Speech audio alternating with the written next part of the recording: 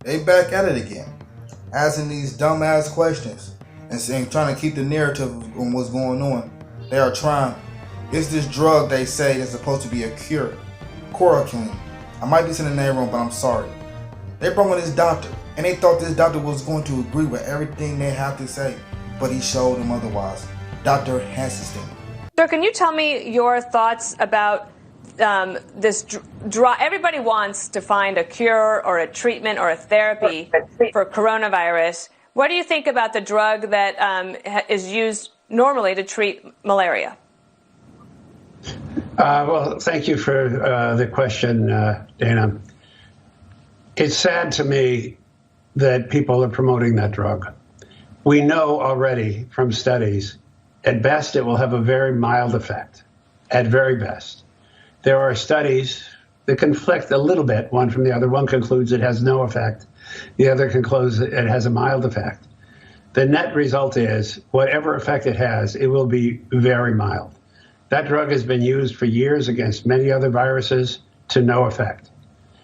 The thing that makes me sad about that story is some people may take it who are on other medications, who are other underlying conditions, and may have very serious, even life-threatening consequences. It is not something to take unless a doctor prescribes it. See, he said, don't take that unless your doctor prescribe it to you. But our president telling us, take it. What do you have to lose? He telling us, your life.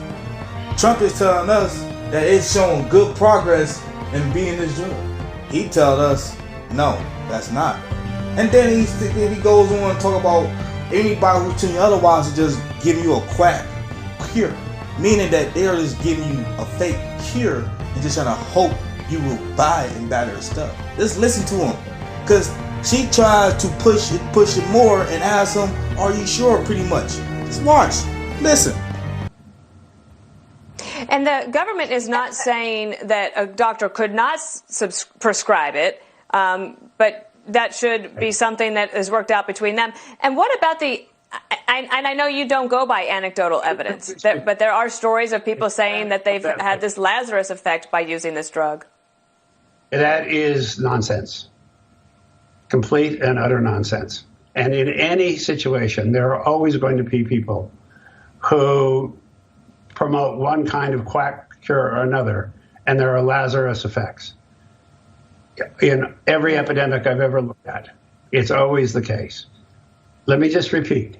We know that at very best, this drug will have a very mild effect on changing the course of the disease, if it has any effect at all.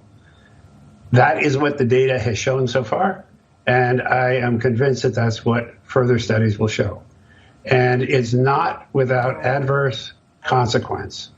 It is irresponsible to promote this drug at this time. A doctor on Fox News is saying it's irresponsible to promote this drug.